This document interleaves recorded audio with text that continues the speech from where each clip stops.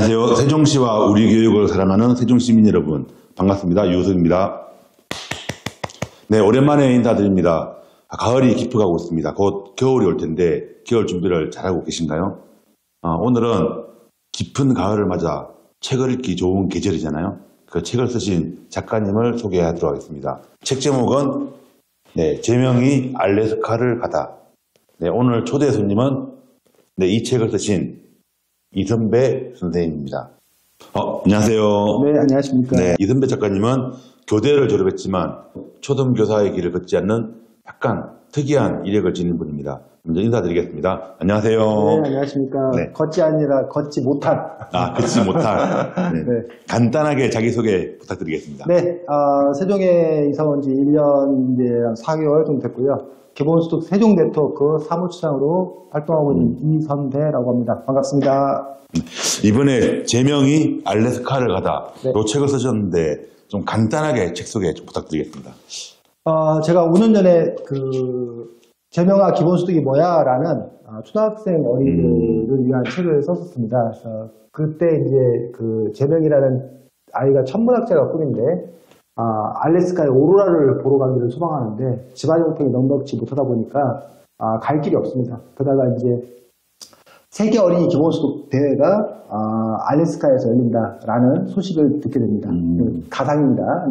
왜 알래스카에서 열리느냐? 알래스카가 어쨌든 간에 공부를 바탕으로 해서 그 알래스카 주민들에게 기본소득을 실시하고 있는 그런 곳이고 제가 지금 정확히 기억이 안 나는데 아마 40주년인가를 기념을 해서 그래서 이제 알래스카에서 어린이 기본소득 대회가 열린다.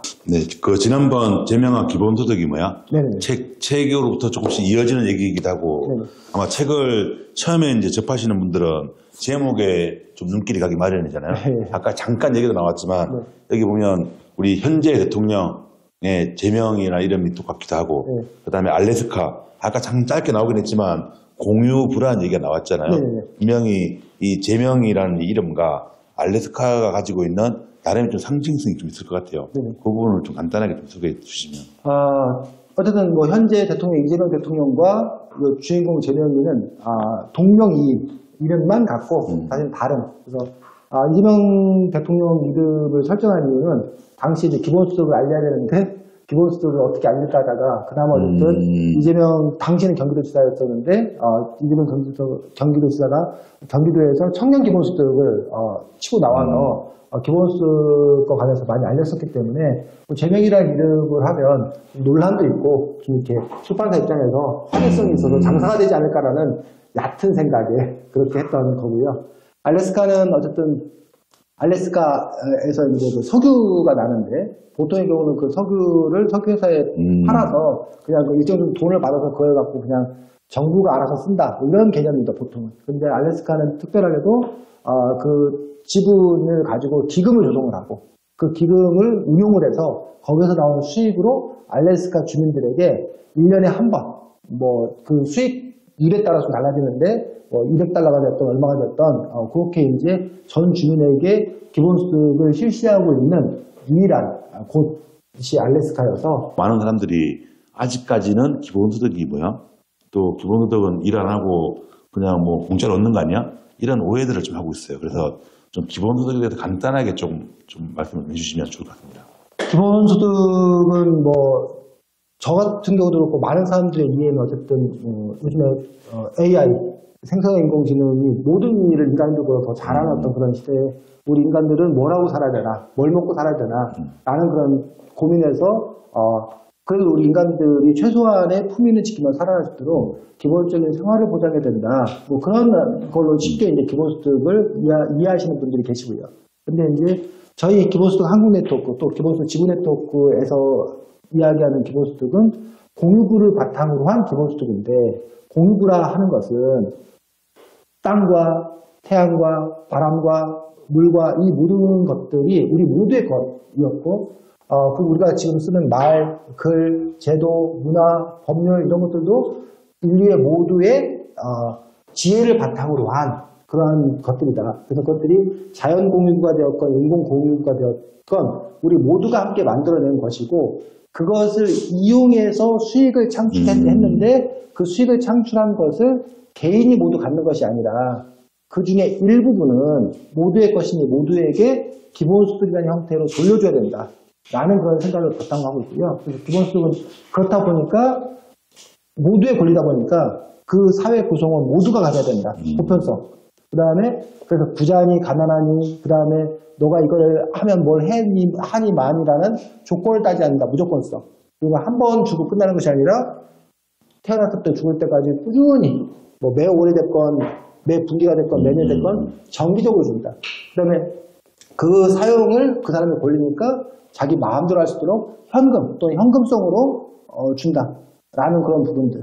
그 다음에 한 사람 한 사람에게 우리 보통 가족 단위로 주는 경우가 많은데 그게 아니라 한 사람 한 사람에게 개별적으로 준다. 개별성. 이 5가지의 원칙을 갖고 있는 것들이 기본소득입니다.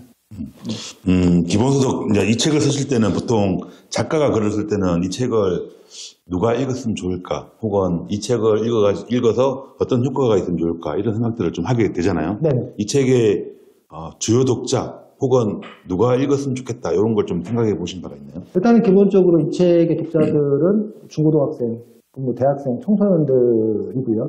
그 다음에 뭐 책을 또 잘 읽는 초등학교 고학년들도 읽을 수 있고 또 뭐 어른들 중에도 그냥 쉽게 기본소득을 접하고 싶은 사람이면 누구나 읽을 수 있다고 생각을 합니다. 알래스카를 가다는 알래스카는 아까 말씀하실 때 석유는 자연 공유부잖아요, 그죠? 네. 뭐 자연 공유부든 뭐 인공 공유부든 그래도 공유부를 사용해서 거기서 나오는 수익을 같이 거기에 살고 있는 아까 5가지 원칙 네. 원칙에 따라서 이렇게 나누어 하는 거잖아요. 이렇게 네. 그러면 또 한편으로 이런 의문은 좀 생길 것 같아요. 그러면 자연 공유부든 인공 공유부든 이걸 사용함으로써 생기는 나름의 또 좀 뭐 오염 파괴 혹은 뭐 그러니까 예를 들어서 알래스카에서 석유를 그렇게 또 사용하게 되면 그거 자체가 또 환경 오염 되기도 하고 이런 좀 문제에 대한 어떤 지점은 좀 있을 수 있을 것 같아요. 뭐 충분히 있을 수 있죠. 그래서 이제 그 지점이 이제 2가지로 나뉘겠죠. 그러니까 환경 생태론자들 입장에서 사실은 우리가 너무 풍요 속에서 살고 있다. 그렇기 때문에 우리가 좀 가난해져야 된다. 덜 소비하고 더 쓰지 말아야 된다. 그런데 기본소득을 나눠줌으로 인해서 오히려 소비를 조장하는 거 아니냐 하는 그런 그 반론, 그런 문제제기를 하시는 분들이 있습니다. 근데 기본소득에서 사실은 쓰자고 하는 것들이 뭐 흥청망청 뭐 쓰자 뭐 이것들이 아니라 최소한의 인간의 존엄을 위해서 살 정도를 주는 거기 때문에 그 부분과는 조금 비판의 지점들이 좀 달라질 수 있다고 생각이 들고요. 오히려 이제 그 기본소득과 관련해서 그 동안은 오히려 이렇게 자본가들 중심으로 부자들 중심으로 더 많은 소비와 더 많은 성장을 하기 위해서 왜 그랬었다면 사실 제가 그 전책 게임 체인지 기본소득에서는 잠깐 얘기를 했었는데 그 기본소득이 인간만을 대상으로 기본소득이 있어야 되느냐 이런 환경 뭐 이런 부분들과도 함께 가야 되는 거 아니냐라고 생각했을 때 그렇다면 인간에게 해당되는 부분들만 우리가 사용을 하고 개발하지 않는 것으로 그 자연 구성원들의 비인간들의 기본소득은 개발하지 않는 걸로 근대로 돌려줘야 된다라는 그런 고민들을 좀 하고 있습니다. 그래서 책을 쓰다 보면 우리가 원래 완벽하게 내가 잘 알아서 책을 쓰는 사람도 있겠지만 대부분 책을 쓰다 보면 새롭게 알게 되거나 좀 몰랐던 부분, 요건 내가 그때는 그렇게 생각했지만 지금은 좀 달라진 생각, 혹시 책을 쓰면서 깨달은 바가 있을까요? 네, 뭐 이 책은 사실은 이제 2가지 축이 있거든요. 하나는 이제 기본소득에 관한 이야기 부분이 하나가 있고 또 하나의 부분은 청소년들의 이야기, 청소년들의 뭐 진로에 대한 고민들, 사랑에 대한 고민들, 이 2가지 부분들이고 사실은 원래는 청소년들의 성에 관한 부분들, 그래서 양성애라던가 동성애라던가 이성애라던가 이런 부분들이 어떠해야 되는 건가에 대한 고민들도 함께 담고 싶었는데 뭐 책 출판 과정에서 기본소득 주제만으로도 이렇게 벅찬 주제인데 거기다가 양성애니 뭐 이렇게 청소년 성과 사항까지 가면 너무 이렇게 무거워진다, 너무 이렇게 논란이 많아진다. 그러면서 어쨌든 그 부분을 좀 이렇게 순환된 부분들이 있는 것도 사실이어서 그러면 어쨌든 청소년들의 성과 사랑 뭐 이런 부분이 어떠해야 되냐라는 부분에 대한 고민을 좀 이렇게 했었습니다. 근데 그것들이 충분히 실현되지 못했고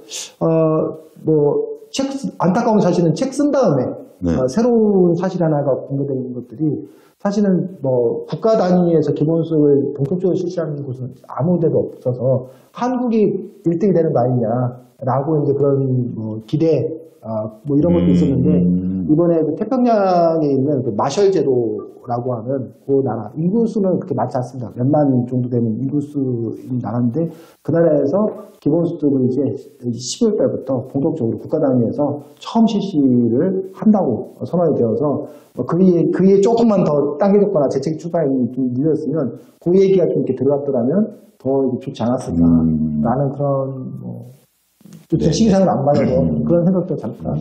그 기본소득에 관심 나름의 전문가로서 우리나라의 이 발전, 기본소득을 도입하는 이 과정의 속도라든지 혹은 이 기본소득을 한다고 해서 기본소득이 정착되는 부분도 있지만 이 문화의 변화도 같이 동반되는 것 같거든요. 네. 향후 좀 예상을 해보면. 그러니까 우리나라가 이제 압축 성장을 했다고 얘기를 하잖아요, 경제적으로. 근데 경제적인 뿐만 아니라 민주주의도 마찬가지고.